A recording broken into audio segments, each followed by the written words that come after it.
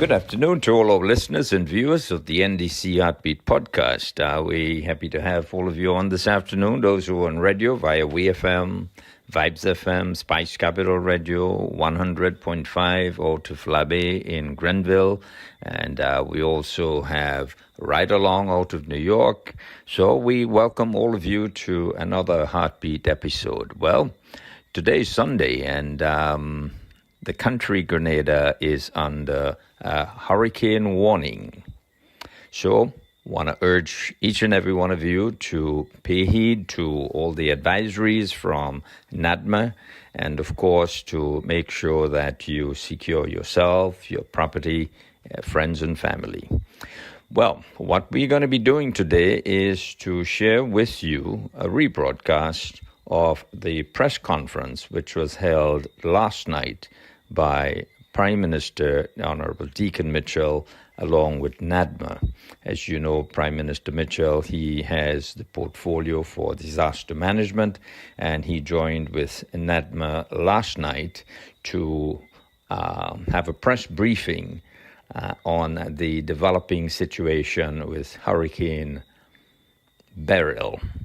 So we'll share that with you, and we'll also share with you a rebroadcast of the Prime Minister's interview, which I did with him last Sunday.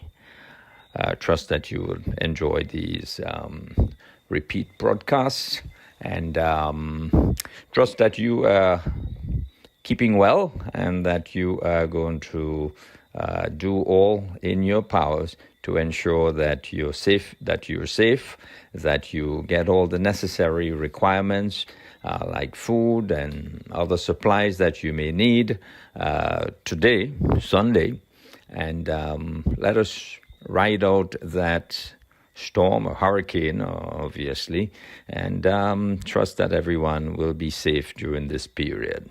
So, thank you for joining the Heartbeat today, and keep safe.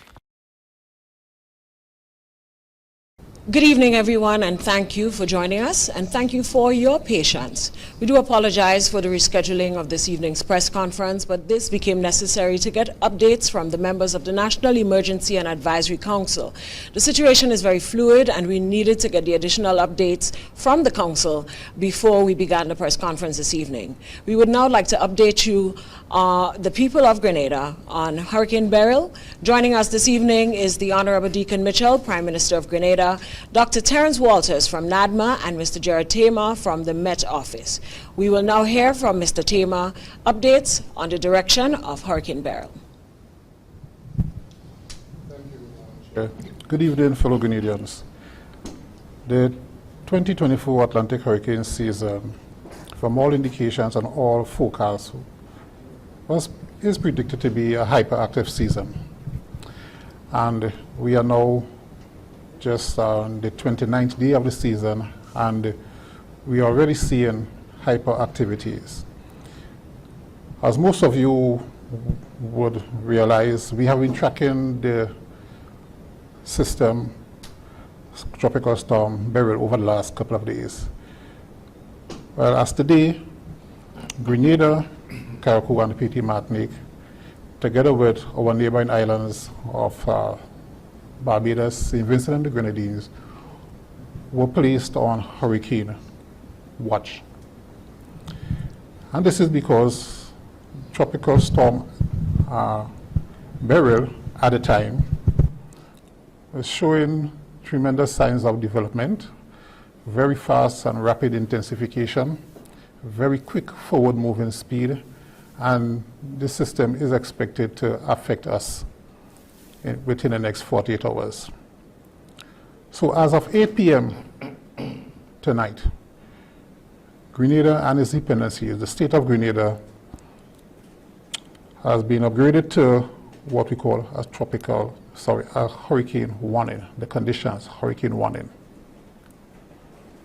And a hurricane warning means that hurricane conditions could be expected within the next 48 hours. Now let's look at some details. The position at 8 p.m., 10.2 degrees north latitude, 50.3 degrees west longitude. That puts us about 680 miles to the southeast of Grenada. Maximum sustained winds have increased to 80 miles an hour, which now makes Beryl a Category 1 hurricane. Beryl is moving towards the west at 22 miles an hour. Its minimum central pressure has now fallen to 990 millibars.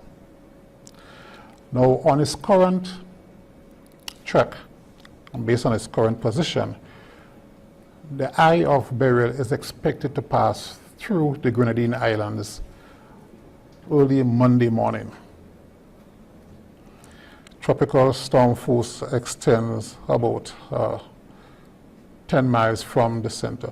But Beryl has been behaving in a rather unusual position, an unusual state, wobbling slightly.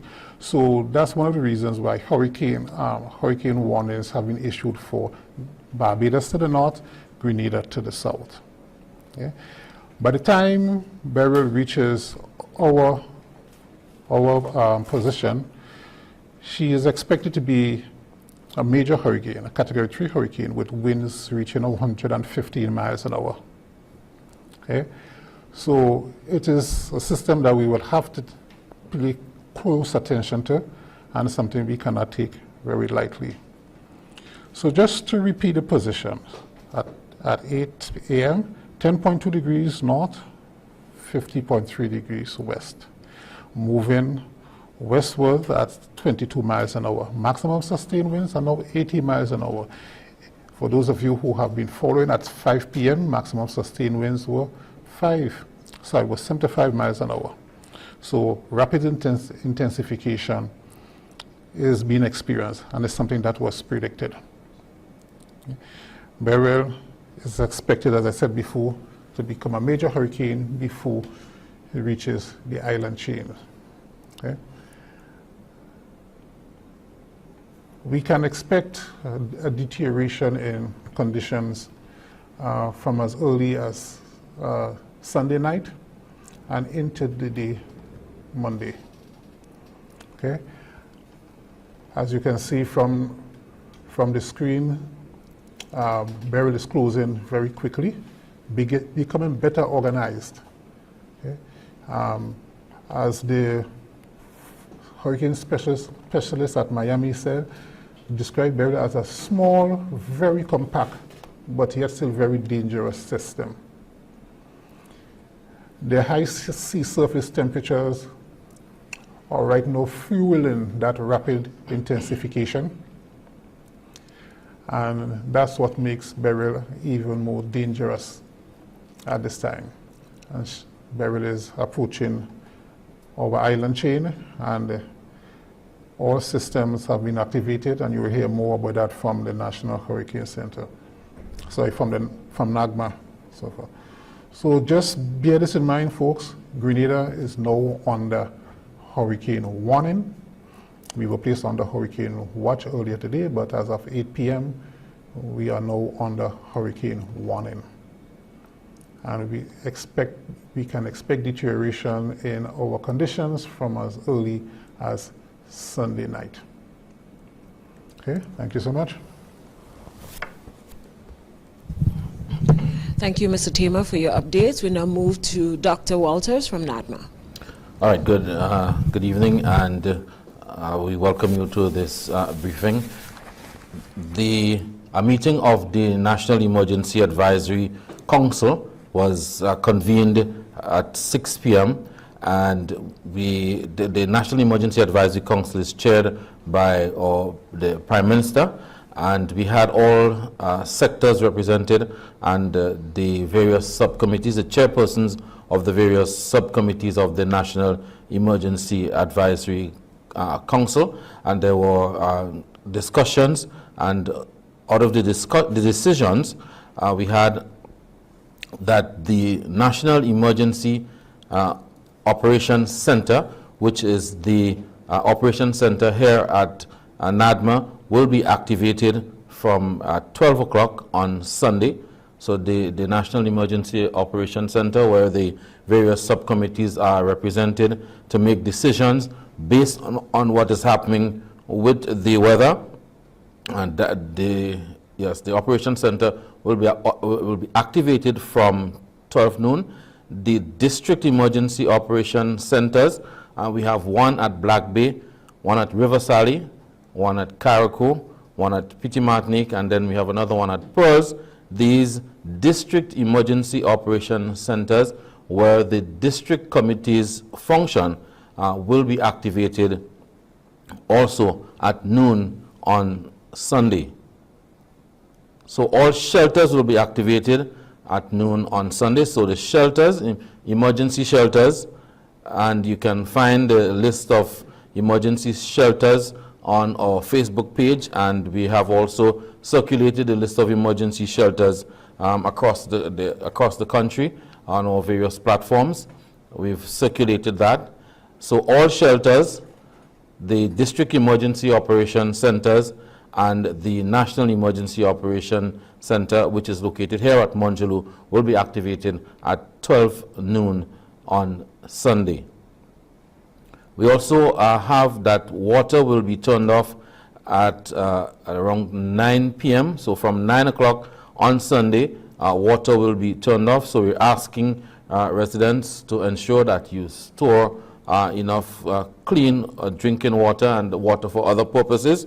So again, beginning at 9 p.m. on Sunday, water will be turned off. So we're urging you to ensure that you have sufficient water.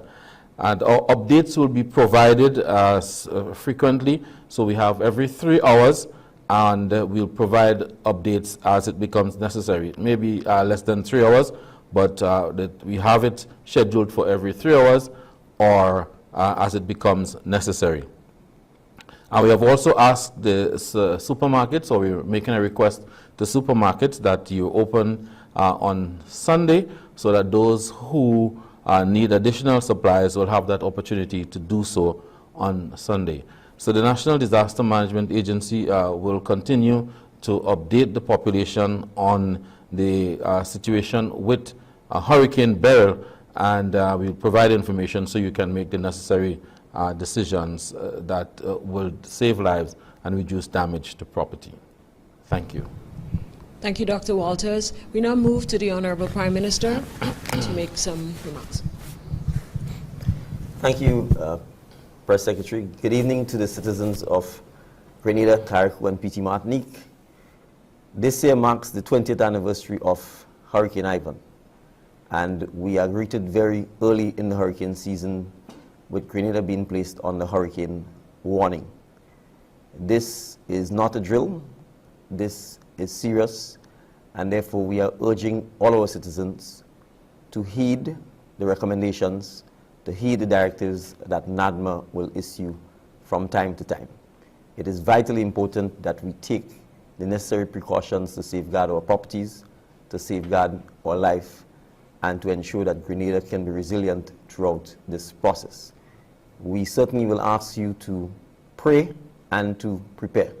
Those are the two things that are within our control. We have no control over the path of the hurricane, and we are certainly praying that it does not cause any extensive damage to Grenada or to any of the neighboring islands. However, the trajectory suggests that the hurricane will pass at least over the Grenadine Islands, and therefore that includes Grenada.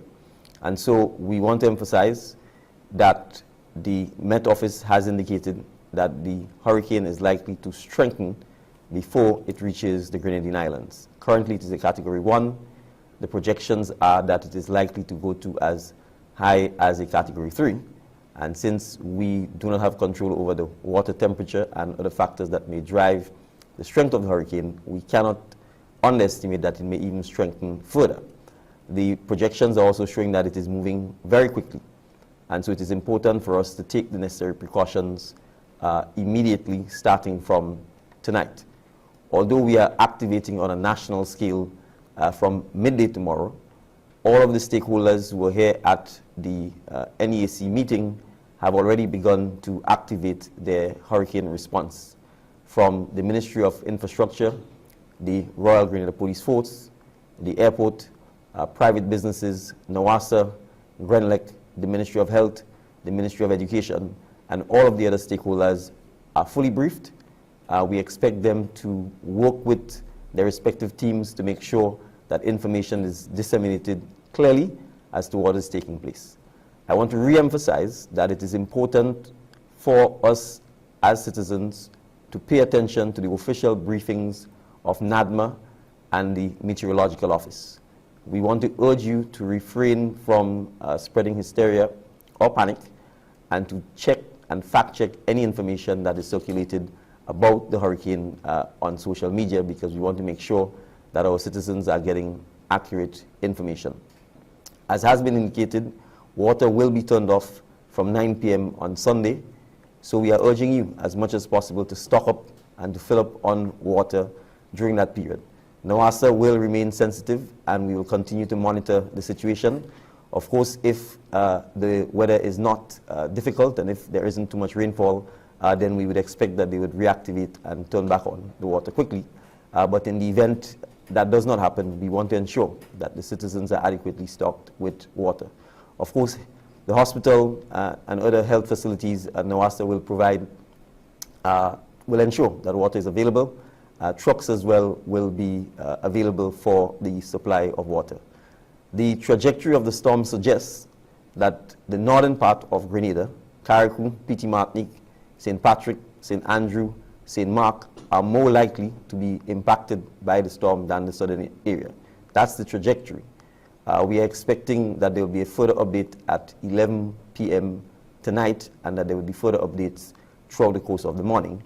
And so it is the entire country that is on the watch, on the warning, sorry, but I want to emphasize to the residents of St. Patrick, St. Andrew, St. Mark, and Carriacou and Petite Martinique that you need to start taking immediate action to ensure that you can protect yourself, protect your property, and your loved ones. So we are on the hurricane warning. All sectors of the society are fully briefed, and NADMA will continue to provide you with information from time to time. And as Mr. Walter says, in any case, on a 3-hour basis at a minimum. Thank you. Thank you, Prime Minister. We may have some media personnel online. We'll take those questions now if they have any. Okay. Good night, everyone. Good night, Mr. PM. Good evening. I want us to talk about the stakeholders. What is the directive, at least to the private sector re-employees and their attendance to work, maybe Sunday into Monday? Well, for the most part, supermarkets, we're asking them to open on Sunday. So clearly, in light of that, for supermarkets that don't normally open on Sunday, we would expect that they would do so. And in those circumstances, their employees will obviously have to work for the purpose of ensuring that the public can stock up on supplies, stock up on medicine, stock up on water and other vital supplies.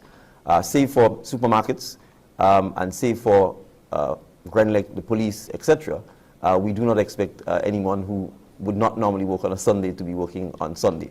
We are going to give a more definitive position on work on Monday, subject to the trajectory of the storm as well as the strength of the storm, as those details come by Sunday morning.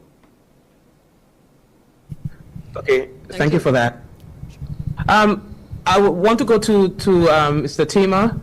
How is the system expected to impact us in terms of the hazards, and how intense will those hazards be? By the time the system reaches our longitude and latitude, it is forecasted to have maximum sustained winds of 115 miles an hour. Now that is a major hurricane at category 3. So we now have maximum hurricane force winds extending about 10 or 20 miles from the center, and hurricane force winds extending a further 60 miles or so. So by the time it reaches us, we can expect a broadening of that radius, okay, for those storm, for those force of winds, okay. So a major hurricane, 150 miles sustained wind, you would expect quite a bit of wind there. Rainfall is the other major concern. All models indicating that rainfall amount of like 100 millimeters would be expected in the path of the storm. Okay. Now, if you check what 100 millimeters of rainfall is, that is like the rainfall we had for the last 2 or 3 months coming together in about a 12-hour period. So based on model guidance, heavy rainfall is expected. Okay? And of course, that is within the path of the storm. Now, we have to be also careful. And we have to remember now the storm is not just a point, it's an area of affected weather, okay? And even though that storm is categorized, even though that hurricane is categorized as a small system at the moment, yeah, we do expect quite a bit of action within a relatively wide expanse of area, okay? So we will continue to be hopeful that our islands, Grenada, Carriacou, and Petite Martinique, are spared, but we cannot help but over and emphasize the point that once we expect, or once we go under hurricane warning, hurricane force conditions would be expected in some parts of our island. And seeing that the eye is expected to pass through the Grenadines, the northern part of our island have to be very, very much more concerned. Petite Martinique, Carriacou, for example, our main concern areas are them.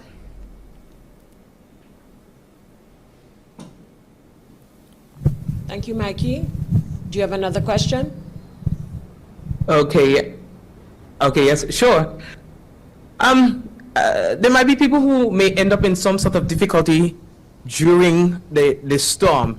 Is there a recommended contact or a channel that persons should call or should contact in the event that they are in some sort of trouble and need immediate assistance, emergency assistance? Oh, okay.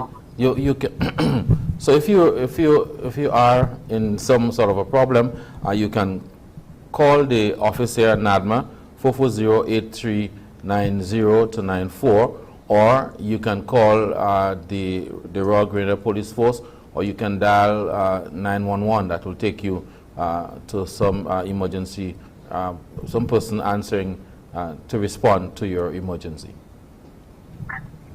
All right, thank you. Linda Stricker, you have a question. You may proceed. I believe I saw my colleague, Calistro Fire, hand was up before mine, so I you two, and then I'll take after her. Okay, sure. Calistro? Good evening. Thank you so much, Madam Press Secretary. Dr. Walters, are you ordering any sort of mandatory evacuation for people on the coast? I think I saw something about dangerous surges. Is there any sort of mandatory evacuation? No, not at this time. We have not. Yes, we will not order any mandatory evacuation at this time.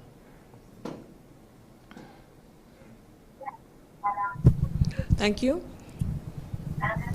Next question, Linda, are you ready for your question? Or Calistro, do you have another question? I'm ready for my question. Okay, go ahead, Linda Stricker. Dr. Walters, can you share with us what is the purpose of the district, what do you call them? The district centers. What are their role in this scenario? All right, thank you. So the district emergency operation centers, that is where the district teams will function from, so that they can provide services to the various communities where they are. Services such as what? All right, so they have various subcommittees responsible for transport, for health, for shelter, for relief distribution, security. So those subcommittees are responsible for providing services in the community. So remember, we have shelters being activated. So the district teams are responsible for those things at the district level. And we have 17 districts across Grenada, Carriacou, and Petite Martinique. Right. My other question is to the Prime Minister.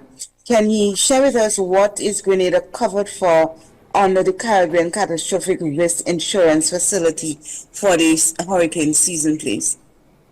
I can't give you the technical details at this time without actually checking the policy, but it's catastrophic risk. The degree of catastrophe is going to have to be determined by the type of damage that the island suffers. All right, thank you. So is it not clear whether or not, to the best of your knowledge, it covers for flooding or it covers for category or category 2 hurricane? It's not the category of hurricane, it's the degree of catastrophe, the degree of damage that is done. I don't have the policy before me, and I can't give you the technical details on it. I can certainly undertake to get it from the Ministry of Finance, and if you're interested in that level of detail, you can have it during the week. All things being equal, that we spared the hurricane on Monday. All right, thank you. Well, thank you, I look Linda. forward to that. All Sure, right. no problem. I do have another question to the Prime Minister. Sure. My question to the Prime Minister is, throughout the day, and you go to Facebook, there are people who are expressing concern of him going to Barbados. Prime Minister, what would you tell the people who are concerned that you made that trip to the cricket? I have nothing to say to them. All right, thank you, Linda. We have one other journalist online from Star FM. You may proceed with your question at this time, and we'll wrap it up for this evening.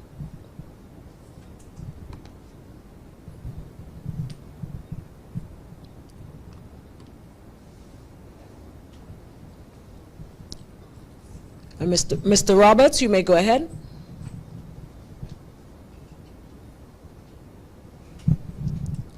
All right, so we have no more questions from our journalists online. We want to thank you all for joining us this evening, and I'll open the floor one more time for final comments from our panelists.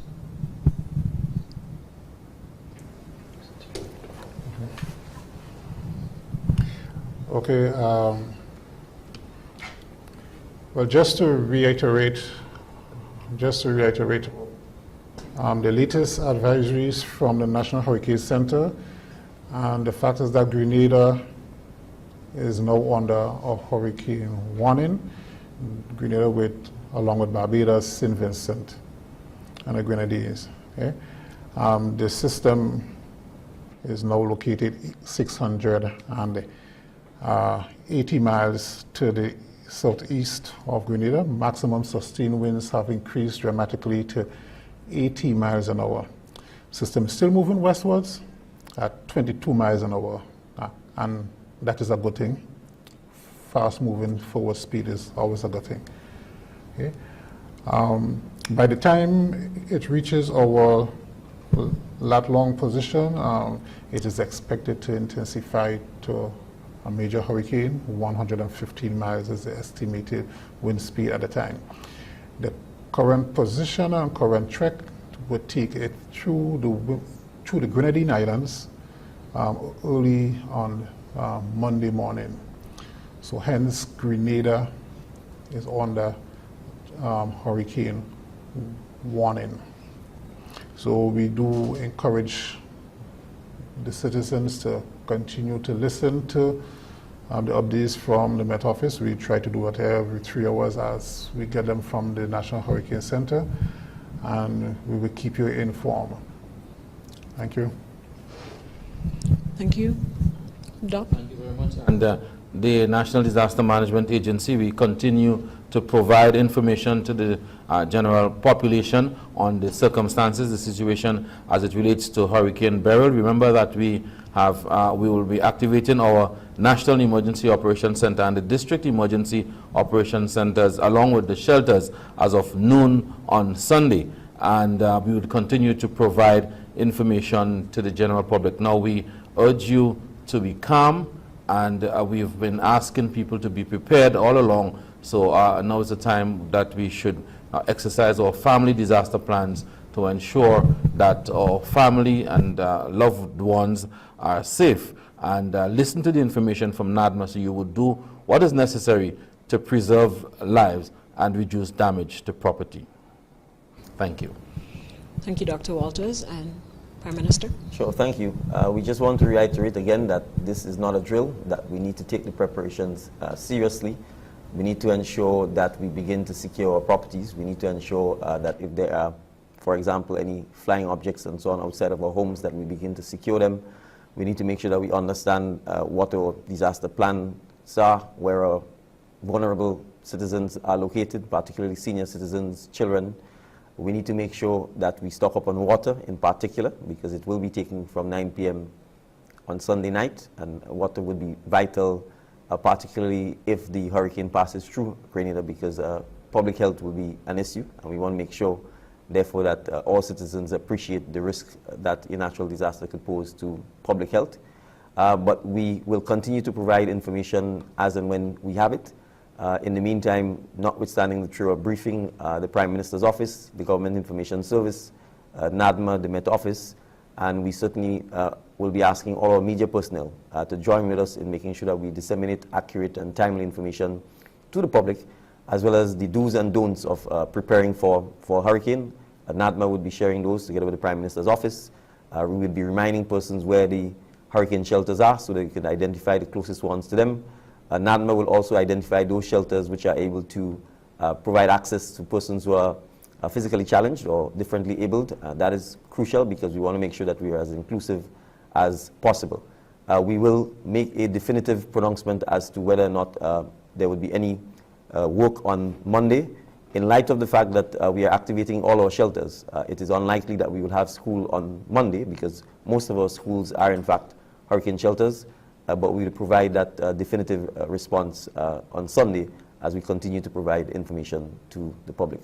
So again, I want to urge, if we do not have to be on the road, let us please stay off the road. The rain that fell today had nothing to do with the storm. So I want to reemphasize that the rain that fell today had nothing to do with the hurricane. And so the real test is yet to come. We expect that we will begin to feel the impact of the hurricane on Sunday. And so you will probably get a sense of when that is happening. We want to emphasize that it is not just Grenada. It is Grenada, it is the Grenadines, it is St. Vincent, it is Barbados. And so we are also praying for our neighbors, our brothers and sisters within that area, that the storm does not cause any damage to them if it does not cause any damage to us.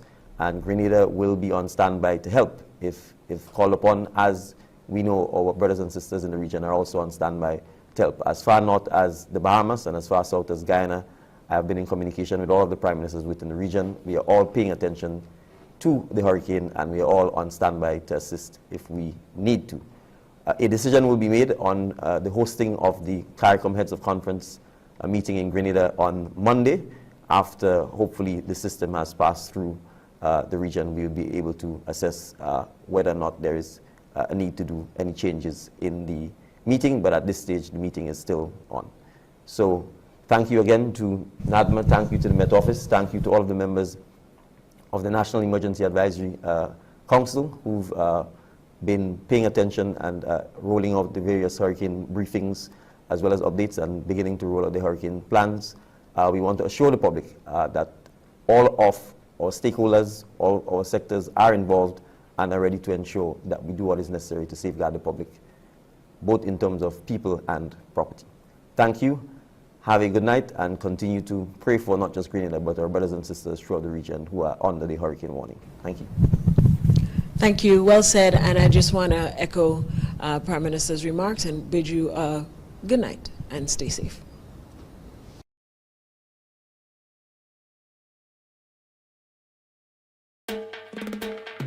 The summer event is here again. On Sunday, July 21st, 2024, Grenada Day Montreal organization celebrates Grenada's 58th year of independence. Free all ages, cultural event for the entire family. Live performances by legendary singers, soca and reggae artists, poetry, dance performances and more. Experience the sight, taste and rhythm of our country Grenada, Carriacou and Petit Martinique. Showtime 12 p.m. to 8 p.m. sharp. Come out and celebrate everything Grenada with us at Van Horn Park, 4900 Avenue, Van Horn, Montreal, Quebec. See you there. Welcome to Grenada, the Spice Island of the Caribbean. known for its breathtaking beauty, vibrant culture, and now a beacon of medical excellence and innovation. The Government of Grenada proudly presents the new Hopevale Climate Smart Medical City. Located in the parish of St. David, this 84-acre medical city is set to revolutionize healthcare, education, and tourism, not just in Grenada, but across the OECS. At the core of this transformation is the new state-of-the-art Smart Research Hospital. Designed with patient-centered care and community engagement in mind, it will provide value-based specialist care, innovation healthcare solutions, industry-leading medical training, and cutting-edge research. From advanced medical oncology and reconstructive plastic surgery to physical therapy, fertility treatment, stem cell therapy, and more, the medical complex and annex will offer a wide range of specialized services, ensuring comprehensive care for all. Adjacent to the hospital, a large medical complex will house private sector and grant-funded services, including a biotech incubator and accelerator, fostering medical and technological advancements. The complex also conveniently features a 4-star luxury hotel, providing comfortable accommodations for recuperating patients, individuals receiving outpatient care, family members and visitors alike. Staff and student accommodations will be located within the medical city, providing easy commutes and an elevated team member experience. With dedicated retirement homes alongside beautiful private residences for doctors, hospital executives, and returning nationals, the complex ensures a holistic community-centered environment for all. Sustainability is at the forefront, with a solar plant providing renewable energy and supporting Grenada's commitment to eco-friendly initiatives. A vibrant array of restaurants, shops, and entertainment facilities, along with fitness and wellness centers, will create a lively and engaging community atmosphere. Beautifully manicured parks, walking, running, and biking trails will offer serene spaces for relaxation and recreation, enhancing the well-being of residents, patients, and visitors alike. Seamlessly connected by a well-designed road network and ample parking ensures easy access to all facilities, providing an efficient experience for everyone. The Hopevale Medical City will be a cornerstone of Grenada's medical and retirement tourism industries, attracting individuals worldwide with its promise of high quality in an environment unmatched in beauty and tranquility. Located just 20 minutes from the capital, St. George, and the airport, Grenada offers an English-speaking, safe, and scenic Caribbean destination conveniently accessible from North America, Europe, and the Latin American region. The Hopevale Climate Smart Medical City is not just a project, it is a vision for the future, a commitment of excellence to the people of Grenada, a beacon of hope for generations to come as we move Grenada forward. Right now, we have in studio the Honorable Deacon Mitchell. Most of you would recall he was here last year celebrating with the National Democratic Congress Heartbeat program, and he's again here today to address you and to greet you. Prime Minister, welcome to the Heartbeat once again. It's a pleasure to have you on the set. Thank you very much, Terry. It's a pleasure to be here. Let me immediately say good afternoon to all of your loyal viewers, both in Grenada and in the diaspora, and start off by extending a hearty congratulations to the National Democratic Congress and Team National Democratic Congress for giving me the opportunity to lead us into forming the government 2 years ago. It has been a rewarding experience thus far, a lot of hard work, but I'm heartened by the tremendous support that we received from Team NDC and from the wider Grenadians, both at home and in the diaspora. So thank you again for having me. Well, it's a great pleasure to have you on the set, Prime Minister. I know that we are going to go beyond the 1 o'clock prescribed hour, and I want to give early notice to those who are listening on radio that we will go a little bit beyond, maybe 10-15 minutes, so please be prepared to join the rest of the programming online. Tell me though, the personal journey of politics, how are you embracing this whole experience now?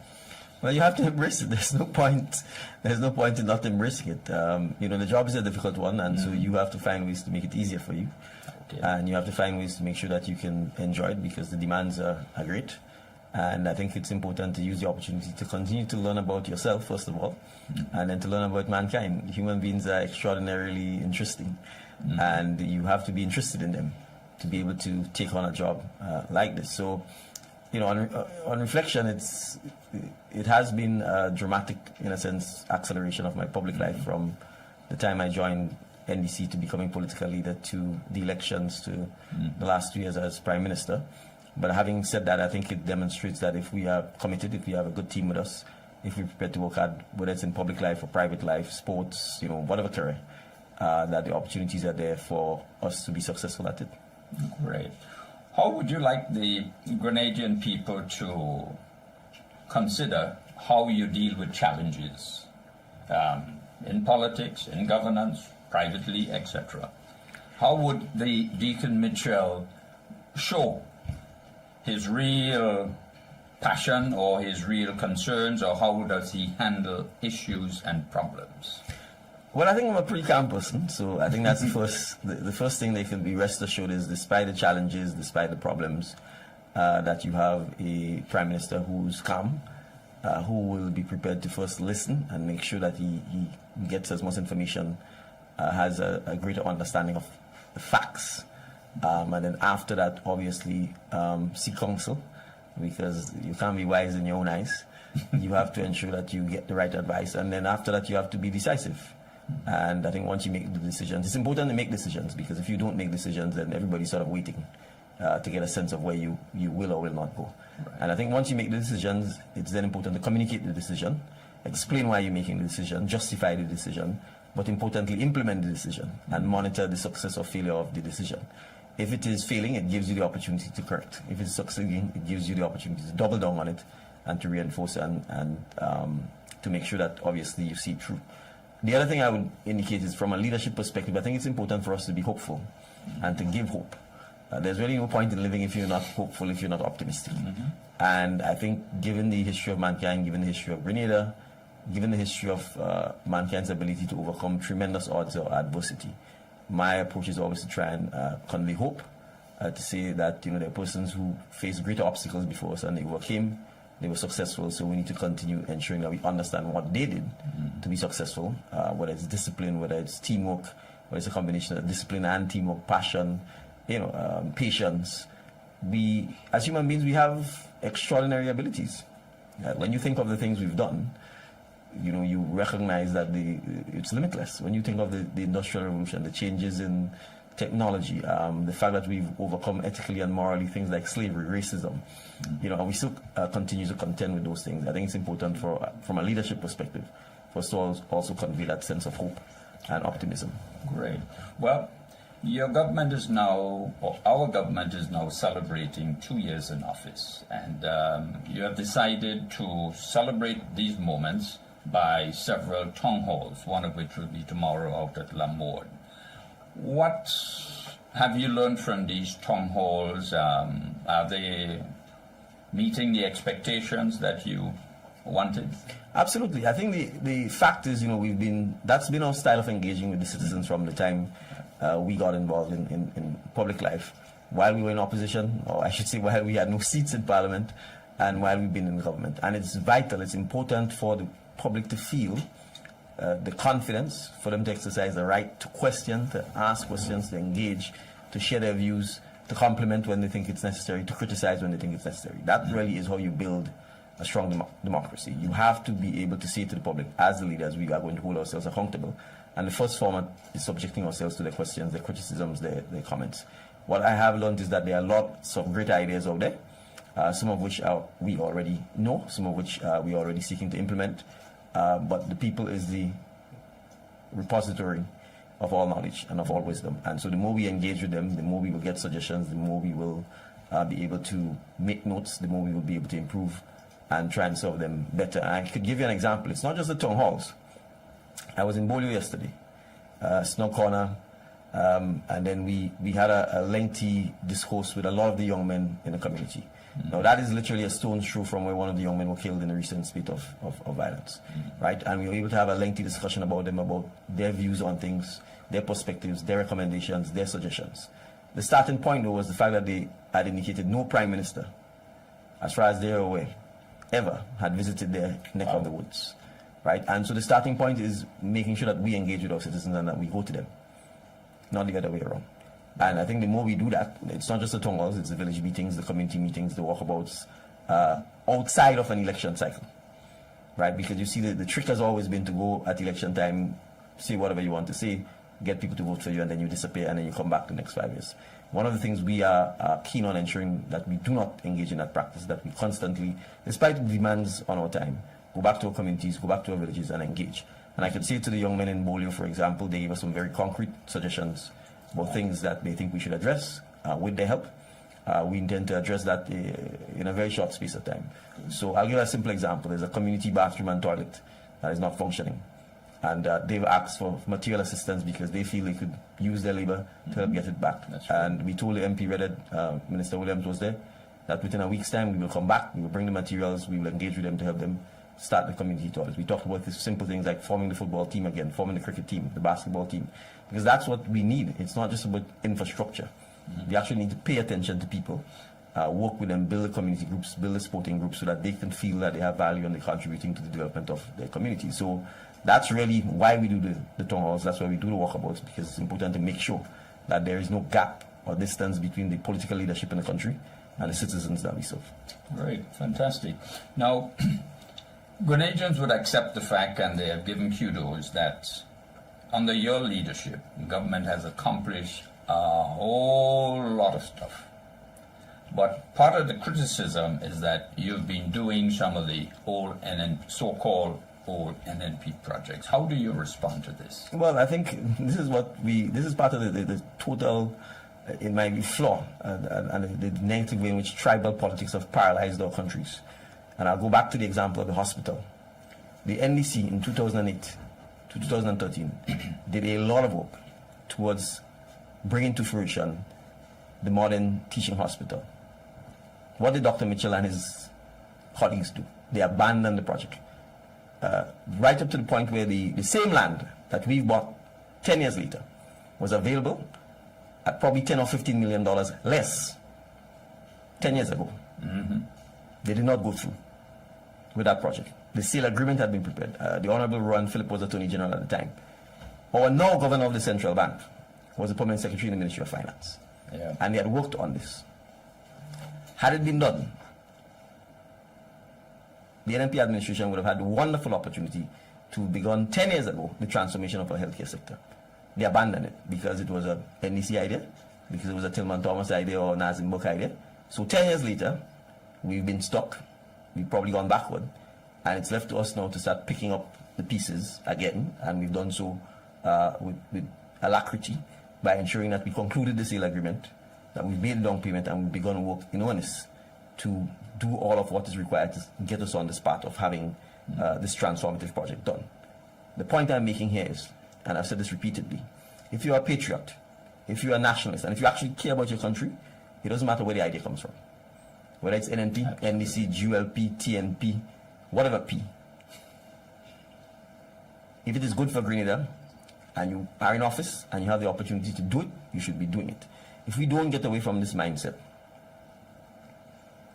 then all we will be doing is holding back our country, including people who support the New National Party.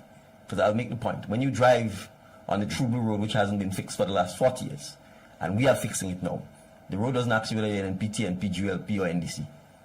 Your brakes, the cost of your brakes or your tires doesn't differentiate based on the political party you support. It's the same. So we need to be able to understand that politics is a competitive sport. When the boxing match is over, we need to ensure that the people who are cheering for the guy who got knocked down, we have to remind them that they're part of the country as well, and that we have to work together to make Grenada a better place. Finally, of course, the NNP administration under the leadership of Dr. Mitchell, ran Grenada for 23 years. So if when you form the government after that, you don't meet some idea or some plan or something that they had in place that they had not implemented and that you could implement, then something would be very wrong. Right? So if you think you can stop the entire country at a standstill and say, okay, because these ideas came from these people, we'll shut it aside and come up with our own. By the time you do that, 5 years would have come. So I know what this is. This is the whole trick of thinking you can criticize us for actually doing well, because you're hoping that we are going to be naive and inexperienced and say, let's stop everything that came under NNP, so that you turn around and say, you see, they're stopping all our ideas, they're grinding the country to a halt, the economy ain't growing away. We are wiser than that. We are smarter than that. So our job was to ensure that Grenada is a country that has to continue. The state is a country that has to continue. Governance is a continuum. And if you meet projects or programs in place that are good, you implement them. If they were not being implemented properly, you improve the implementation rate. And I want to make this point. There were a lot of projects on paper, no implementation, zero implementation. The World Bank, IMF, all of the international partners, CDB would be pointing out failing implementation rates. We were also at risk of losing a lot of these projects and of having the funding withdrawn. So what we would have done is, in fact, stabilize the economy, significantly improve the implementation rate, and give confidence to our partners that Grenada's economy will move forward, that the program and projects that we inherited will be implemented, and that as well as the new programs that we are coming on board with will also be implemented. So I frankly don't think that's a criticism. Anyone who thinks that way is just showing the fact that they are not patriotic and they're not really interested in the growth and development of the country. Absolutely. So therefore, can we, for the future, inculcate in the minds of Grenadians that whatever project a previous government is behind, it is not that party or government project, it is the Grenadians' project. Precisely. And therefore, it has to be done. It has to be done. And that's why we talked about Vision 75, right? Because the point here is we have to make sure citizens understand that many of the transformative projects are going to transcend an election cycle. Transforming healthcare is not a 5-year activity. And even if you start that process, you have to constantly improve and sustain it, right? And so nation building is a never-ending task. We have to be constantly striving to improve our nation, whether it's healthcare, whether it's education, whether it's food security, whether it's physical infrastructure. And those things never end. So we need to be careful that we don't get locked into these 5-year voting or 4-year voting cycles or patterns, where all we're doing is reversing poverty. Yeah, interesting. Right. So that's why it's important for us to see the country as on a continuum. And what we want is leaders who understand that. We can differentiate ourselves on other things, on our integrity, or transparency, right, or willingness to work hard, etc., willingness to make ourselves accessible to the public. But if the project is good for the citizens, and the citizens want it, and we all accept it, it doesn't matter which side of the political divide you fall on, you should be able to support and implement the project. Right. So in a sense, this national development plan is something not just for your government, but for any government who comes into office. Absolutely. And moving forward in that direction of national development. Yes. Tell me, the implementation of the bi-monthly salaries and also the review of salaries generally in Grenada, what sort of impact would you say this is having on the local economy? It's having significant impact. Last Friday I was in Grenville. And I sat with a small retail shop speaking to the owner. And this is precisely what you were speaking about, how the fact of the bi-monthly payment has helped to improve people's cash flow and improve the little turnaround and the turning of the hand in Grenville, as a good example. In that same shop, I was speaking to a young lady, and when I asked her what she did, she said she was a quote-unquote Imani teacher. And I said to her, what's your salary? And she said, it is now $1,200 because you've made it $1,200. What was that prior? $700, $800. That's a 1/3 increase. Right? And even then I said to her, you know what, if you're a teacher and you're making $1,200 and I was your student, I'd have a hard time, because I'd say to you, miss, I might have to go and hustle. I'm not so sure that I'd be prepared to work for that. And the point I'm making here is that this is what we have done to our citizens, and I'm saying we here as in governments past, by underpaying them, by masking what we call a training program for, in effect, the supply of cheap labor. For a prolonged period, and disadvantage our citizens and disadvantage our economy. Because if you don't have spending power, then the economy will not grow. If people don't have money to buy things, to make things, to do things, the economy will not grow. So the fact is, this is just one of a number of steps that we're going to have to take over a long period of time to correct the bad economic policies, because that's a bad economic policy, in addition to the fact that socially, it is not social justice. It is not working justice. If you have a training program, once the training is completed, people should go into the job market and earn market rates, not drag on the training program for years and years and years to then suppress people's wage rates. And then remember, people are not going to be stuck at 19. They go from 19 to 13. They get pregnant. They start raising families, and then they're raising them on trainee salaries. Right? So these are not issues we are going to be able to solve overnight. I mean, we've taken incremental steps by addressing the minimum wage. For example, we're taking incremental steps by addressing issues like the pensions.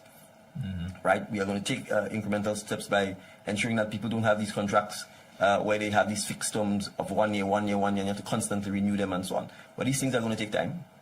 We are working on them. We want to make sure that the right architecture is in place, the right infrastructure is in place for the smooth transitioning. We are hoping to bring the legislation to Parliament to create the new pension plan so that it goes into effect on the 1st of October.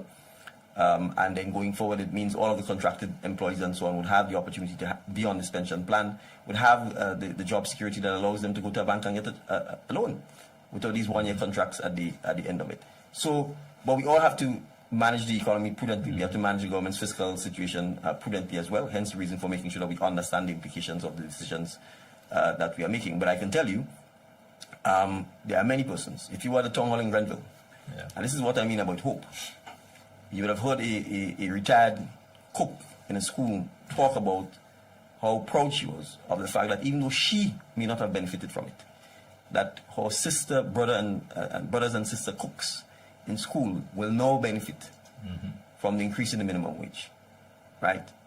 When these persons retire, they're not on any pension scheme, right? They get $200 or $300 a month from the government.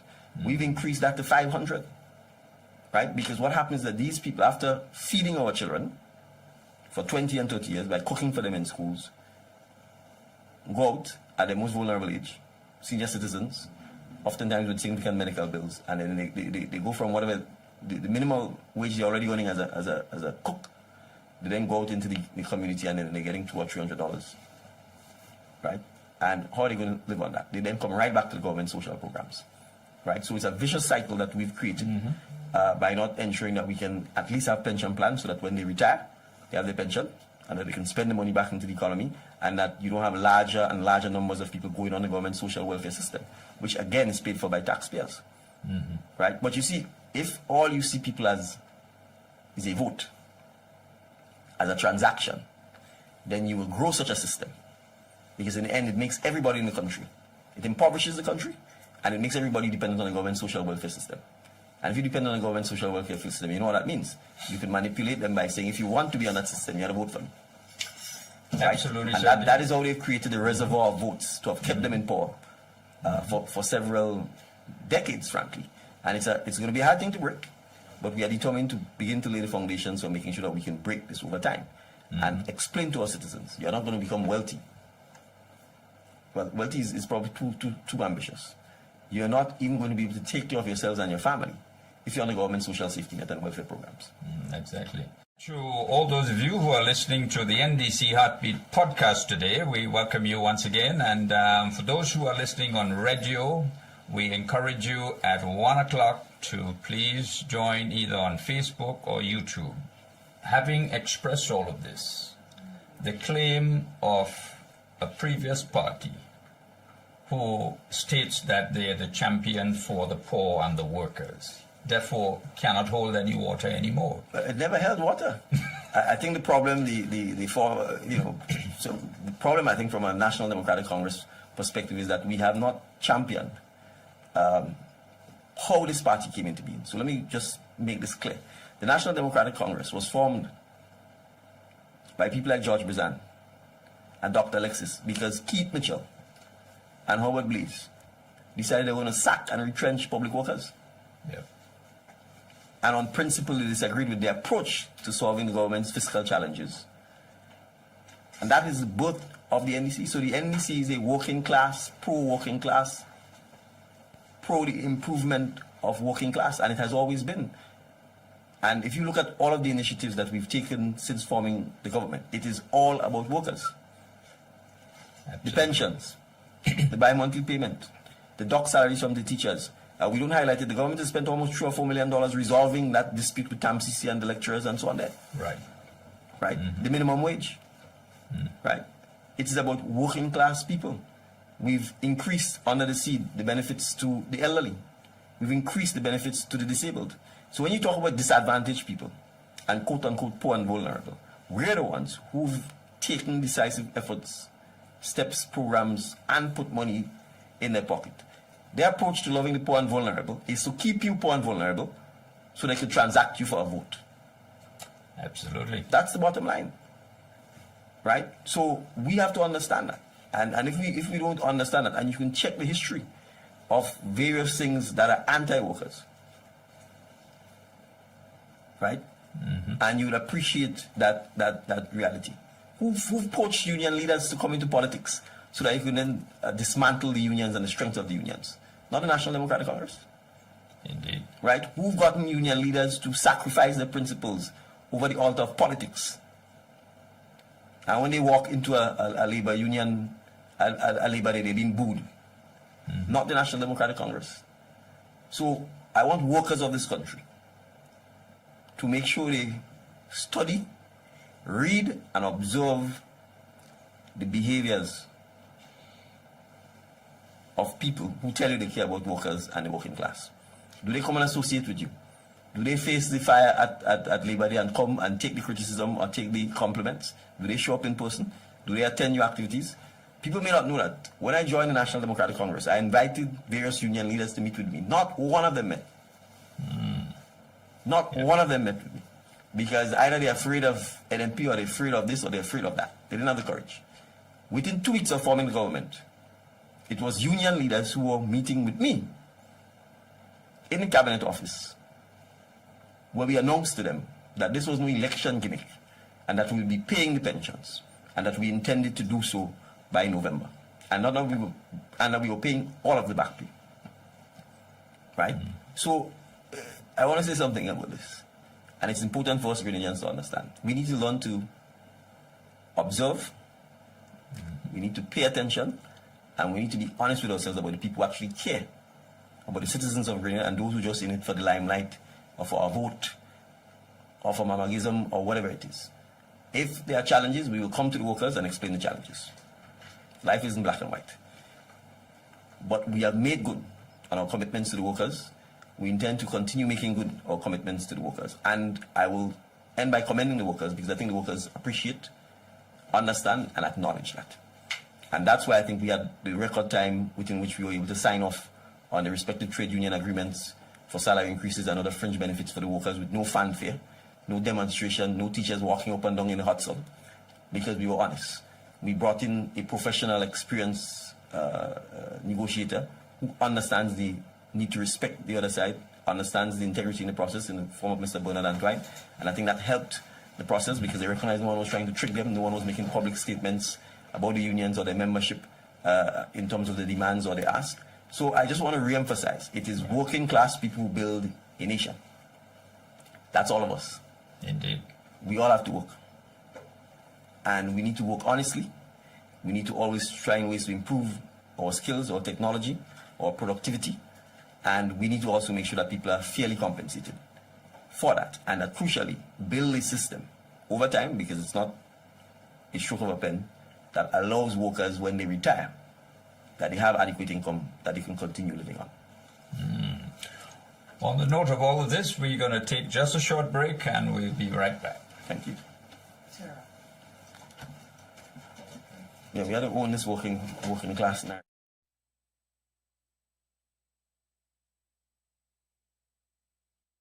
Show me your ID.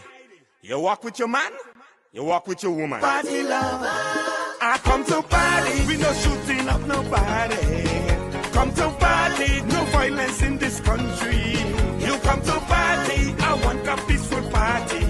We come to party, we body feeling hot, hot, hot. Hi, hello, I'm Superfly Anything, and I got a message for everybody. The message is, let's create a safer community for all of us. Put down the guns and let us party.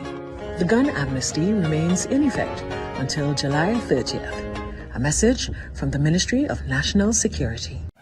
Today we are here in studio, and joining us is the Honorable Prime Minister, Deacon Mitchell, giving an overview of his leadership over the past 2 years and sharing some very interesting and insightful information as to how we move forward. At this time, Prime Minister, I'd like to ask you, what is your medium-term plan for Grenada? I know the long-term may involve another 2-3 terms in office, but just for your medium-term plan for this nation. Well, I think, we've talked about Vision 75, and we need to begin implementing that vision from now. And so from a medium-term perspective, I think we've highlighted 4 areas that are crucial. We call them transformative projects. That starts with housing in the form of Project 500, because the ultimate goal is to be able to transform housing in Grenada, to make it much cheaper for the average citizen, right, to make it more sustainable, to make it greener, because we need to ensure that we are using energy, more energy from renewable sources. We need to make sure that we are beginning to do things like separating our waste and garbage, and that we recycle more, and that things which are biodegradable become biodegradable, and we don't put plastics with them. So that's part of all of what this is designed to do. It's not just housing, but ensuring that it's housing that is sustainable, cheaper, greener, that we can also start taking care of our environment better by separating our waste and engaging in greater recycling of our waste. That's vital, as well as less use of plastics. So that's critical from the housing social side. Energy. We absolutely have to accelerate the penetration of renewable energy and greener energy into the electric mix, while at the same time ensuring that there's stable supply of electricity. Because the more we become digital, is the more energy we are going to consume. Right? The more we rely on technologies, the more energy we are going to consume. If we are serious about agro processing, it requires energy. Right? If we are serious about fish processing, it requires energy. So we absolutely have to ensure, and we need to make energy cheaper. That's crucial. Our energy rates, admittedly, are very expensive, and you cannot drive economic activity if one of the main ingredients in it, energy, is prohibitively high. On that note, are you prepared to invite the private sector to be part of the energy production scheme? Absolutely. The private sector is vital towards that. So the basic idea is this. We wish for Grenlec to concentrate on investing in the grid, upgrading the grid, so that the grid can in fact take the renewable energy. We want the renewable energy to be produced as much as possible by the private sector. So it essentially means that when it comes to the production of energy, we want to demonopolize this and ensure that there's competition in the production. Obviously, we are small, and we also have to be smart. The grid is owned by Grenlec. It's a national grid, really. Yeah. And so we need to make sure that the grid itself is put in a place where it can take the flow of energy that will come. So what happens currently is you have Grenlec, to a large extent, produces 95% of our energy. That energy is fed out, and it's produced by diesel burning generators. And they call them dirty fuel because diesel is a dirty fuel. And so our grid is essentially a grid that currently simply outputs energy. So when you're transitioning to renewable and the production is being demonopolized and private persons are producing that energy now has to be taken onto the grid and then redistributed amongst the citizens. So the grid itself and the management of the electrical distribution system has to undergo a radical change, right? And then we have to get to a point where we also incentivize the use of renewable green energy and disincentivize the use of fossil fuel energy. So I'll give an example of what I mean by that.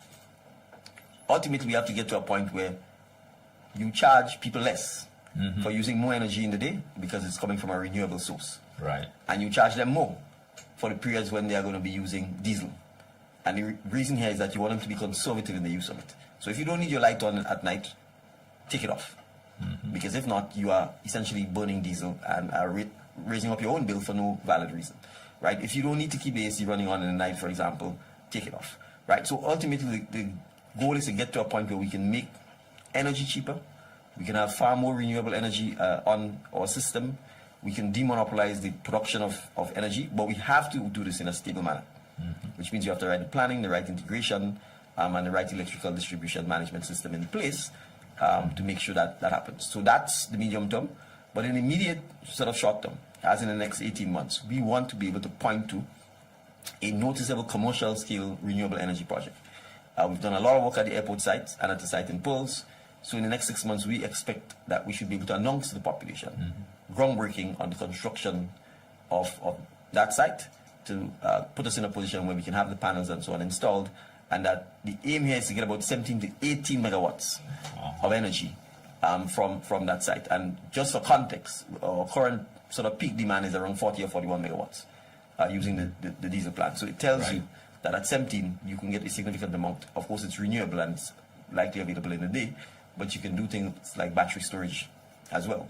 So that's from the energy perspective. We've said a lot about the teaching hospital. It is really the cornerstone towards the transformation of the healthcare sector. And we want to be able to break ground on the hospital site within the system. And that's why it's important to talk, when I mentioned about what's good for Grenada. We shouldn't let an election cycle stop that. And then I will go to education.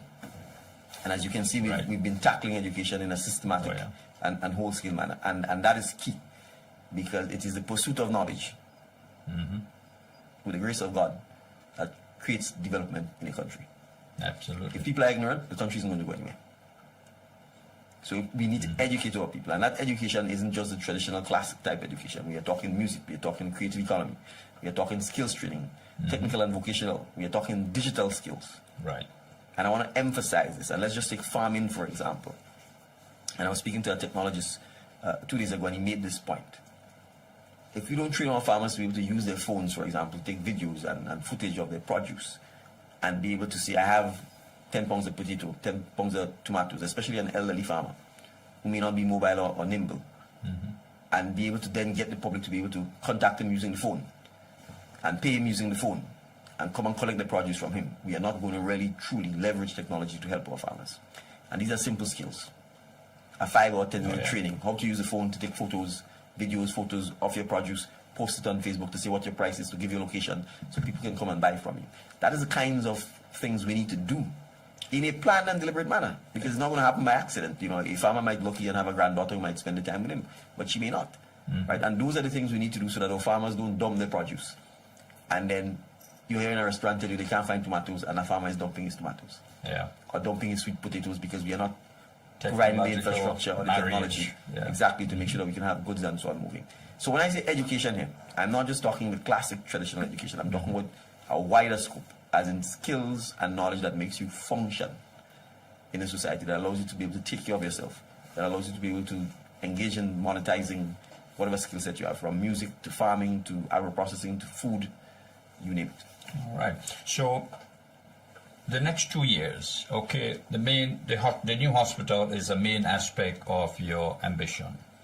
What else would you say? I wouldn't know. It's not just the issue I've raised in terms of energy, in terms of skills training and education, in terms of Project 500. They are all things we are seeking to do within the next 2 to 3 years. Within the next 2 to 3 years. And to help us do so, we are taking to Cabinet what we are going to call approval for delivery units, which is essentially creating the structure that would allow for these things to happen at an accelerated pace.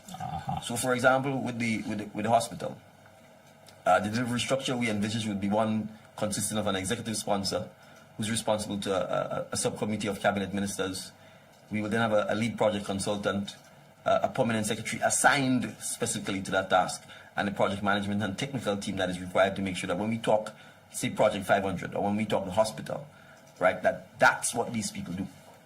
Their job is to deliver on this, because we cannot simply, we simply cannot, and all of our international partners are telling us that, right, that the challenge with small countries is capacity. Right, and if you recognize that's a challenge, you have to build the capacity that are specific to the transformative projects. You can't say something is important to you, and when you ask what percentage of your time are you spending on it, little or no time, because you're distracted by every little other thing that you're required to do in the country. What percentage of your resources are going towards it? Very little or nothing, because you're trying to do everything else, right? And who are the people that you've assigned to it and are working on it daily? Well, you can't assign, you're waiting on a PS from here, or you're waiting on you can't work like that, right? And I'm saying this to say that is crucial. So that's one bucket, what we call the high-level transformative buckets. But obviously, we have to keep the lights on, we have to keep the doors open, right? We have to continue doing a lot of the other things. So let's take infrastructure, right? We need to strengthen and improve the physical infrastructure, or roads, or bridges, All of those things are things that will be ongoing and that we will seek to do through the traditional mainstream public service. We have a lot of our constituency issues, the bread and butter issues that matter to an individual. So if they're living in an area where the road is a dirt road and it's never been fixed in 40 years, they want it fixed. They don't care about hospital, Project 500. That is what matters to them, and we have to find a way to deliver on that. And that is why we created MIT, right? Because we recognize that we need to have a nimble, more flexible ministry that could be responsive and support a lot of the other ministries in terms of treating with those kinds of things. But, you know, if you don't prioritize, you will not get anything done. Absolutely. You will get up in the morning recognizing there's a million things to do. Which one should you do? Right? And that's part of the process of explaining to our citizens the whole idea of nation building. A government simply can't do everything. And the government itself has to be honest enough to speak to our citizens to say those are the things we are prioritizing. Yeah. On a national level, on a mid-level, and then on a constituency level. Right? And you will see that we will be rolling this once the cabinet gives its formal approval and blessings, coming back to the public to talk about this, to explain why, so that the public itself could be better guided as to who should I contact, for example, about any particular issue. So if I feel I have an idea about something that should go into the hospital, right, then you know this is a team. This is the secretariat, this is where they're located. You channel your stuff through there, rather than calling the Prime Minister. Right? If you feel that there are very specific issues in your constituency, we could give an example. We intend to improve, renovate, repair all our basketball, tennis courts throughout the length and breadth of Grenada. And MIT has begun to lead on that. So you see what's happened in Grand Naps. If you go to St. George Northeast, MP Redhead's constituency, you'll see activities taking place there, from the playing fields to the this to the that. If you go to St. David's in Lassages, Riverbank, you would see Minister Williams and I met with the constituencies there 3 weeks ago. The basketball court is almost completely renovated at the same standard as that in Grand Naps. Wow. So the idea here is so that when we say these are the constituency projects that MIT will lead out, then our constituents or residents will know, okay, this is who we're engaging in. This is where we're going because they are dealing with the basketball courts. And they know that. So they don't have to bombard an MP or bomb because they know the delivery unit that is responsible for this. And that's the idea. We have to be more systematic and more responsive, particularly to our constituency needs. So we should be able to identify the ministries or the team responsible for X is this group, they house here, the resources will be given to them so you can go in and speak with them.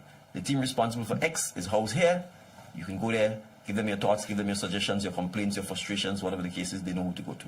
Right. And we believe if we're able to streamline some of those things, it should increase the implementation rate of the government and make the citizens happier, or at least they will have a better appreciation of who's responsible for what. Okay. Right? And there are other things we've done. We've given MPs the $10,000 constituency allowance. Right? Inclusive of opposition MPs. So I want to make this point for citizens of Grenada who voted for an NNP MP. Your MP has $10,000 a month. Yep. So go to them. Ask them for assistance. Ask them for help because the $10,000 is meant for the constituents. Right? And that is important. We did it. We didn't create no concoction to say it's only us to get. Right? They were in power for 23 years. Did they do any such thing? No. We are the ones who came and told the population that as an MP, if you're not a member of the cabinet, you don't really get any meaningful salary. Yep, true. We gave them the opportunity to contribute and debate as to the range of the salary. And they are getting a salary too. So in addition to the salary, they get a constituency allowance. They get a salary and they get a constituency allowance, right? We did it.